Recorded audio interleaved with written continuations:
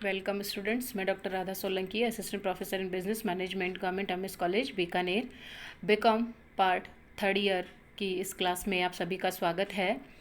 पिछली क्लास में हमने इंश्योरेंस की कुछ इंपॉर्टेंट टर्मिनोलॉजी के बारे में बात की थी। मैं उम्मीद करती हूँ कि आपने उसको अच्छे से समझ लिया होगा और लर्न भी किया होगा। ज़रूरी है यदि आपके पास बुक है तो उसे एक बार जो टर्मिनोलॉजी है उसको आप दोबारा से देख सकते हैं। हालांकि अभी बुक परचेज़ करने की आवश्यकता नहीं है, लेकिन कहीं से मैनेज हो जाती है तो आप मैनेज कर सकते हैं। इस क्लास में आज हम बीमा का अर्थ और परिभाषा और इसकी विशेषताओं के बारे में बात करेंगे। इंट्रोडक्शन है ये इंश्योरेंस का, कि इंश्योरेंस होता क्या है, इंश्योरेंस की आवश्यकता क्यों हुई, इसे किस किस पॉइंट ऑफ व्यू से हम परिभाषित कर सकते हैं और इसका नेचर क्या है। तो सबसे पहले हम बीमा की परिभाषा के बारे में बात करेंगे कि बीमा है क्या, उसका मीनिंग क्या है, उसकी डेफिनेशन क्या है।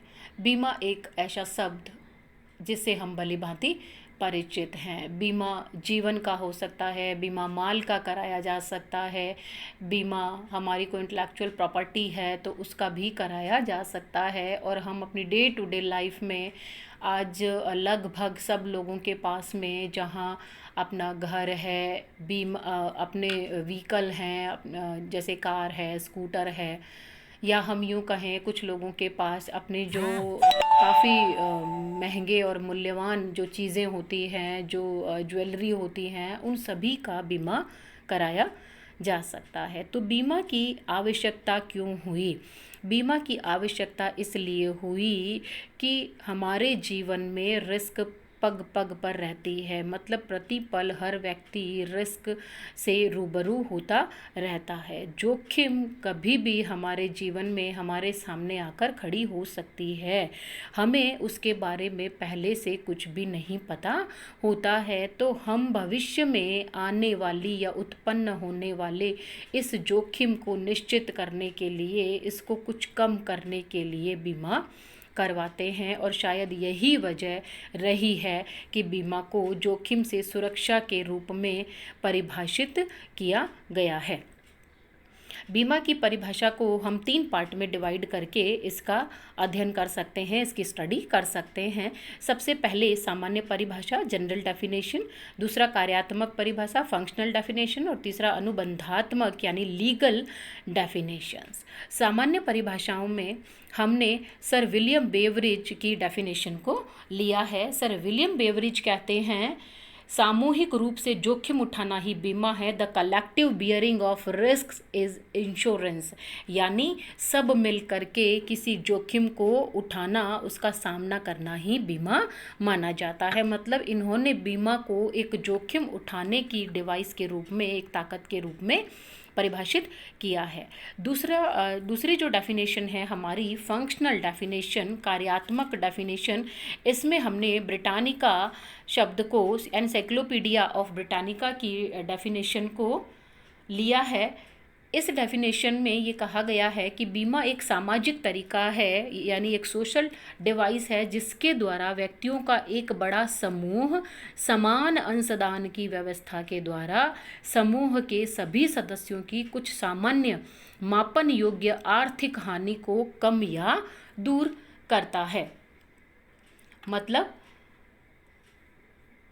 insurance may be described as a social device whereby a large group of individuals, through a system of equitable contribution, may reduce or eliminate certain measurable risks of economic loss common to members to the group. Britannica विश्वकोश ये कहता है कि बीमा एक सामाजिक तरीका है जिसके द्वारा व्यक्तियों का एक बड़ा समूह, मतलब ये कि ये एक सोशल डिवाइस के रूप में इन्होंने इसको डिफाइन किया है।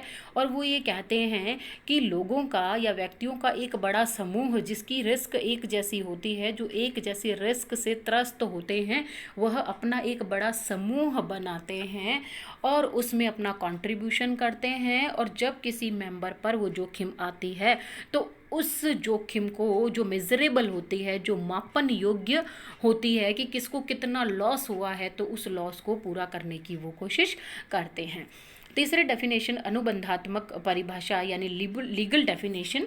लीगल डेफिनेशन में हमने टिंडाल की डेफिनेशन को यानी जस्टिस टिंडाल ने बीमा को किस तरह से परिभाषित किया है, हमने उनकी परिभाषा को लिया है। बीमा एक अनुबंध है जिसके अंतर्गत बीमित बीमाकर्ता को एक निश्चित धनराशि एक निश्चित घटना के घटित होने की जोखिम उठाने के प्रतिफल में देता है।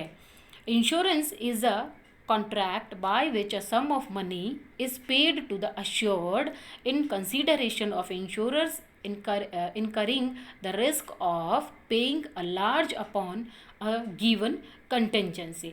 टिंडाल कहते हैं कि बीमा और कुछ नहीं है, it is a contract only, वह एक अनुबंध है जिसके दो पक्षकार होते हैं, जिसमें एक इंश्योरर होता है और दूसरा इंश्योर्ड होता है। इंश्योरर वो होता है तो जोखिम उठाता है और इंश्योर्ड वो होता है जोखिम आने पर जिस व्यक्ति को क्षति की पूर्ति या हानि की पूर्ति की जाती है वह बीमित माना जाता है। ये बीमित बीमाकर्ता को एक कंसिडरेशन देता है, एक प्रतिफल देता है जिसे हम प्रीमियम कहते हैं, और इसके बदले में बीमाकर्ता उसे भविष्य में घटित होने वाली किसी हानि से बचाने का या घटना घटित होने पर एक निश्चित राशि देने का वचन देता है। क्योंकि हानि की पूर्ति तो सामान्य बीमा अनुबंधों में की जाती है, लेकिन जीवन बीमा अनुबंध में चूंकि क्षति की पूर्ति नहीं की जा सकती है, क्योंकि जीवन की क्षतिपूर्ति कोई नहीं कर सकता है, तो वहां पर उसे एक निश्चित धनराशि दी जाती है। और ये आपको शायद पता है कि जीवन बीमा विनियोग और सुरक्षा दोनों हैं, इसलिए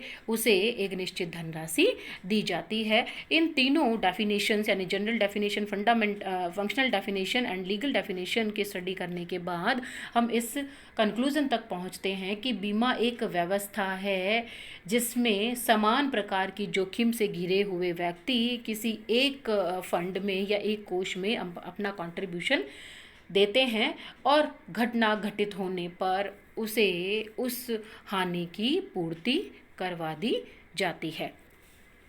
अब बीमा की विशेषताएं या प्रकृति, कैरेक्टरिस्टिक्स और नेचर ऑफ इंश्योरेंस में सबसे पहला पॉइंट जोखिम से सुरक्षा। चूँकि सामान्य परिभाषा यही कहती है कि बीमा हमें जोखिम से सुरक्षा प्रदान करती है, यानी ये एक प्रोटेक्शन अगेंस्ट रिस्क की डिवाइस के रूप में हमारे साथ काम करती है। पॉइंट नंबर 2, जोखिम अंतरण की विधि, ट्रांसफरिंग रिस्क। बीमा एक ऐसी विधि है जिसमें जोखिम को एक व्यक्ति से दूसरे व्यक्ति को हस्तांतरित किया जा सकता है, यानी बीमित एक प्रीमियम के बदले में अपने रिस्क को बीमा कंपनी को हस्तांतरित या अंतरित कर देता है। और अब जब भी वह जोखिम उस पर आएगी, घटना जब घटेगी, तो उस समय बीमाकर्ता उस बीमित की हानि की पूर्ति कर देगा।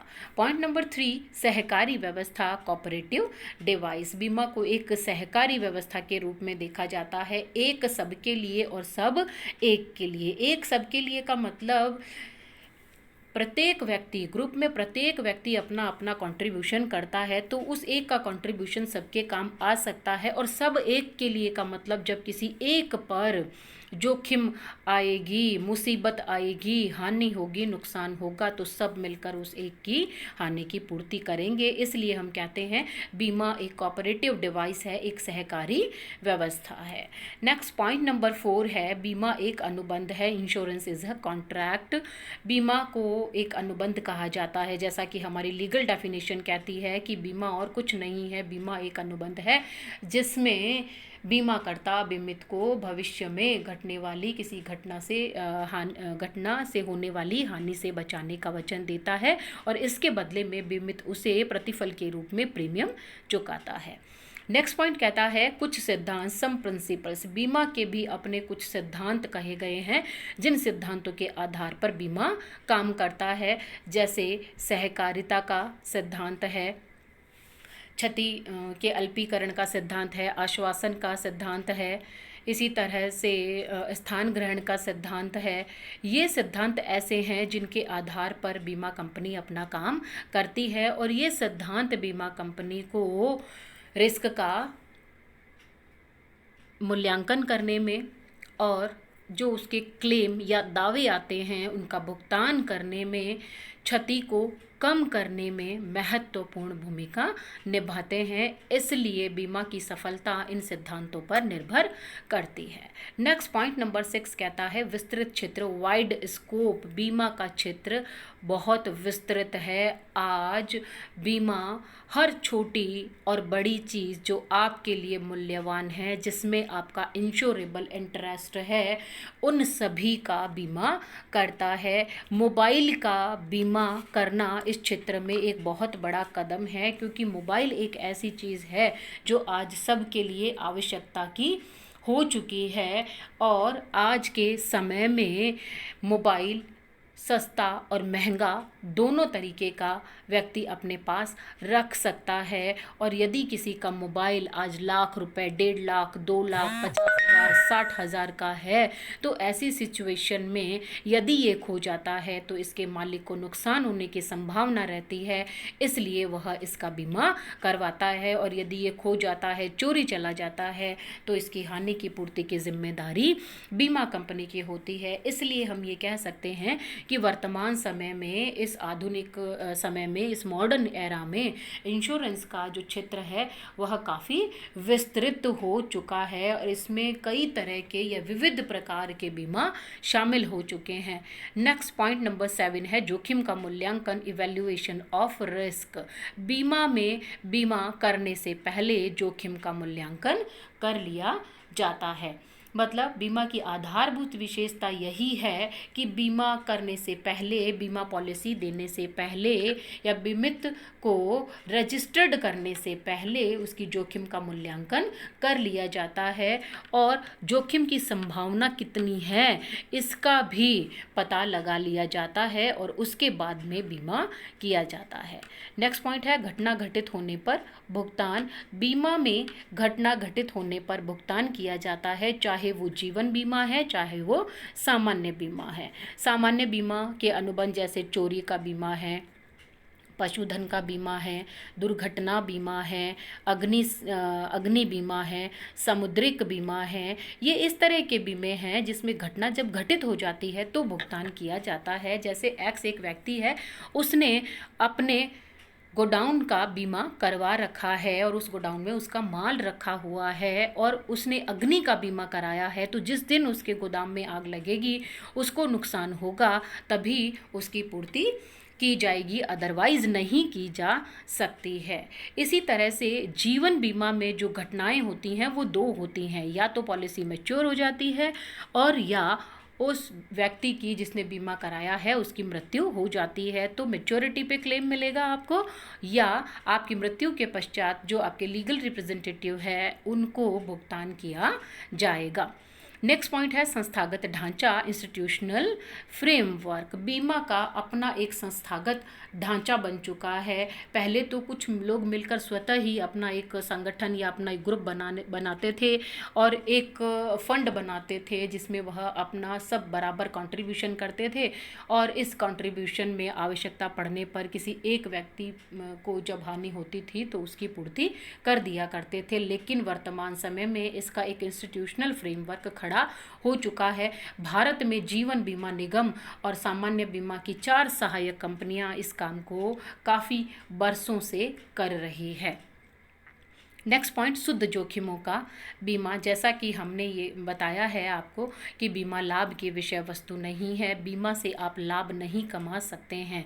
सब तरह के जोखिमों का बीमा नहीं किया जा सकता है, केवल शुद्ध जोखिमों का, केवल प्योर रिस्क का ही इंश्योरेंस किया जा सकता है। शुद्ध जोखिमें, प्योर रिस्क वो होती हैं जिनमें सिर्फ और सिर्फ नुकसान की संभावना होती है, उसमें फ़ायदा कभी नहीं होता। जैसे यदि गोदाम में आग लग जाती है तो उसमें नुकसान होना निश्चित है, उस आग से हमें कोई फ़ायदा नहीं हो सकता। इसी तरह से यदि किसी शिप या हल या जहाज़ का बीमा कराया हुआ है और वो जहाज़ डूब जाता है तो वहाँ हम ये नहीं कह सकते हैं कि जहाज़ के मालिक को लाभ हुआ होगा, उसमें उसका नुकसान ही होगा। इसलिए बीमा में केवल प्योर रिस्क को ही इंश्योर्ड किया जाता है। नेक्स्ट पॉइंट, बीमा जुआ नहीं है, इंश्योरेंस नॉट अ गैम्बलिंग। बीमा जुआ नहीं है क्योंकि जुए में लाभ और हानि दोनों होती है, नफ़ा और नुकसान दोनों होता है। हारने वाले को नुकसान, जीतने वाले को फ़ायदा या लाभ होता है, लेकिन बीमा में ऐसा नहीं होता है। जुए में जानबूझकर रिस्क पैदा की जाती है, बीमा में जानबूझकर रिस्क पैदा नहीं की जाती है, इसलिए बीमा को जुआ नहीं कहा जा सकता है।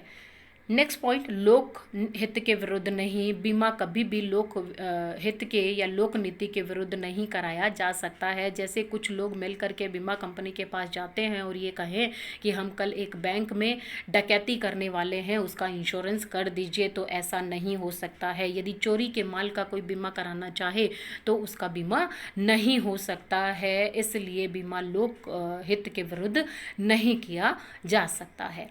बीमा दान नहीं है, इंश्योरेंस इज़ नॉट चैरिटी। बीमा को दान इसलिए नहीं किया जाता क्योंकि दान जो है वह हम किसी को सहानुभूति के तौर पर देते हैं, दया करके देते हैं, लेकिन बीमा में दया का कोई स्थान नहीं है, क्योंकि बीमित एक प्रीमियम दे करके, एक प्रतिफल दे करके जोखिम से सुरक्षा प्राप्त करता है। तो जब उस बीमित को कोई हानि होती है तो बीमा करता उसे दया स्वरूप क्लेम नहीं देता, वो क्लेम उस बीमित का अधिकार होता है, उसका हक होता है, इसलिए अधिकार पूर्वक वह अपने हक की मांग कर सकता है, इसलिए बीमा को दान नहीं कहा जा सकता है।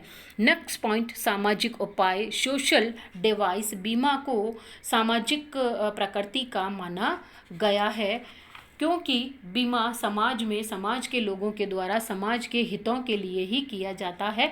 जहाँ समाज नहीं है वहाँ बीमा नहीं किया जा सकता है, इसलिए बीमा जटिल सामाजिक समस्याओं के निवारण का उपयोगी उपाय भी माना गया है। लास्ट पॉइंट नंबर 15, नियमन, रेगुलेशन। बीमा का भी नियमन किया जाता है। जो इंस्टीट्यूशनल फ्रेमवर्क है बीमा का, उस पर बराबर निगरानी रखी जाती है, और यह निगरानी करने के लिए बीमा नियामक और विकास प्राधिकरण, जिसके बारे में मैंने आपको प्रीवियस क्लास में बताया था, जो लास्ट पॉइंट था अपना IRDA का, insurance regulatory and development authority का, ये एक ऐसी कॉरपोरेट बॉडी है जो बीमा पर लगातार अपनी पैनी निगाह टिकाए रखती है और ये देखती है कि कहीं बीमा कोई ऐसा काम तो नहीं कर रहा है जो लोक हित के विरुद्ध है, जो लोक नीति के विरुद्ध है, जो हमारे राष्ट्र को नुकसान पहुंचाने वाला है, या जो उपभोक्ताओं के हितों के विरुद्ध है। तो ये थी बीमा की विशेषताएं या प्रकृति। Thank you.